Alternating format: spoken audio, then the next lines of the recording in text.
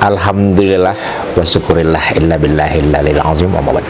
Jadi kalau masalah fenomena COVID-19 ini jujur aja sesuatu yang pertama mungkin ya yang Kiwil alami baik dunia dakwah maupun dunia entertain.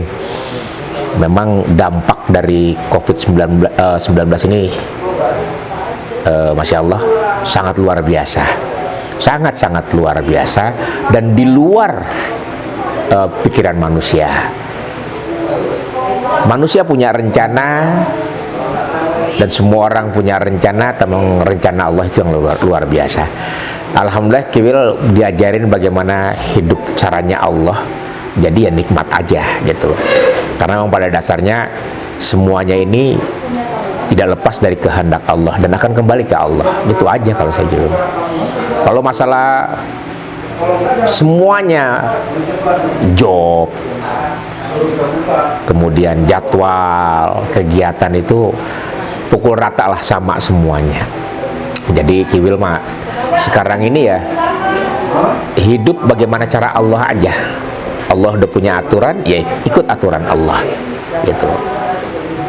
Patokannya kepada para alim ulama, para habaib, ustadz dan ustazah yang Kiwil takzimi, ya ikutin saja apa yang beliau sarankan. Kalau lockdown ya lockdown, tetap ada kegiatan, tetap menjaga kesehatan. Inilah apa ya nikmat yang paling Kiwil rasakan, yaitu ketika nikmat dekat dengan Allah dan dekat dengan para ulama gitu.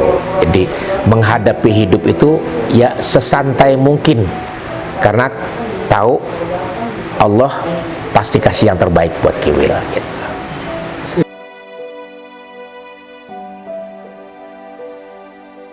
Kalau itu ini ngaji ya sebenarnya sih kuncinya ngaji lah. Karena kalau kita nggak ngaji, ya, ngaji itu kan rutin. Kalau Kiai saya bilang ngaji itu, kalau bahasa filosofi Indonesia-nya tuh, ngaji itu ngasah jiwa, ngebersihin batin. Ngaji itu bukan hanya baca Quran, ya, bukan hanya yasinan, tahlil, istighfar, tidak. Mengasah jiwa. Bacaan yang kita baca itu harus nyampe ke kolbu. Oh, ini namanya ngaji, ngasah jiwa kita. Ya. Misal satu contoh, kalau orang ngaji sama yang jarang ngaji, ya, dia selalu nangis, ya, berkeluh kesah. Ya. Aduh, nggak punya duit. Aduh, keluarga butuh ini. Aduh, anak butuh ini. Ini butuh ini. Tuh, ya. Padahal dalam sholat dia mengatakan Allahu Akbar. Dia takbir. Dia tahu Allah Maha Besar. Udah tahu Allah Maha Besar, kenapa takut sama yang kecil-kecil? Bismillahirrahmanirrahim. Ya, dengan nama Allah yang Maha Pengasih, Maha Penyayang. Udah tahu Allah Maha Pengasih. Ya, pertanyaannya, ketika Allah ngasih, lu kemana? Tuh, lu nggak pernah minta sama Allah. Yang lu minta apa? Cuma duit, senang, panjang umur. Padahal panjang umur ada batasnya. Rezeki ada batasnya. Amal ibadah itu yang langgeng.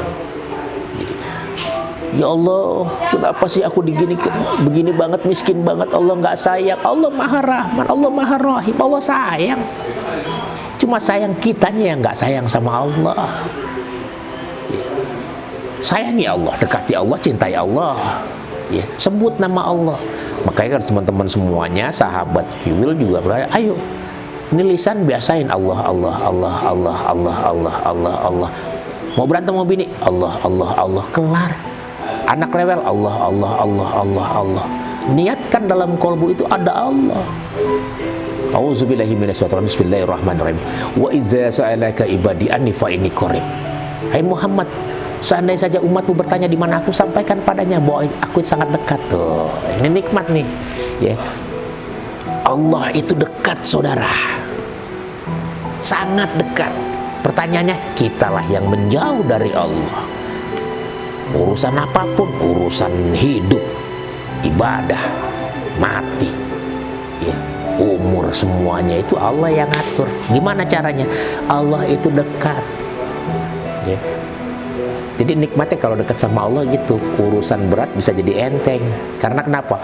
Allah yang maha berat. Ya.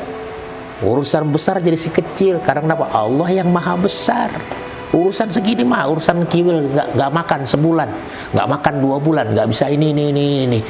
Kecil di mata Allah.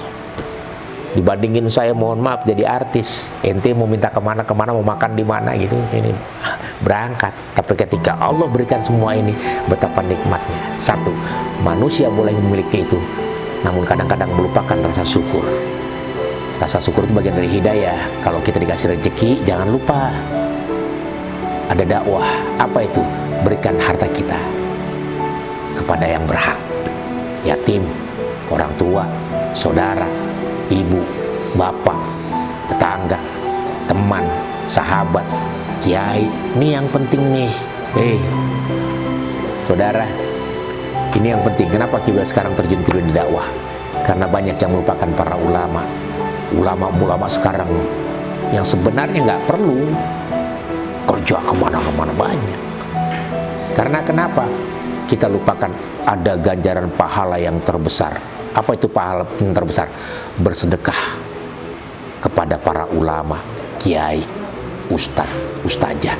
Pahalanya 999.000. Anak yatim 10, orang tua 100. Kepada anak istri 1000. Fakir miskin 1000. Tapi ada pahala yang paling besar. Apa itu? Bersedekah kepada para alim ulama, kiai, habaib, ustadz, ustazah. Tuh yang paling besar. Kiwil di sini pun sama. Ingin mengharapkan apa? Tuh, mengharapkan 999.000 pahala kebaikan dari Allah.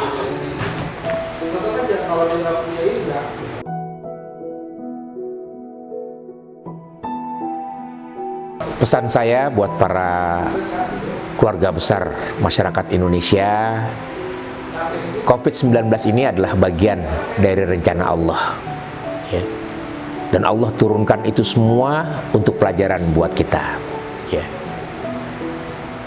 Sudah sampaikan kepada pemerintah untuk selalu di rumah, untuk menghindari kerumunan, lakukan social distance, ya.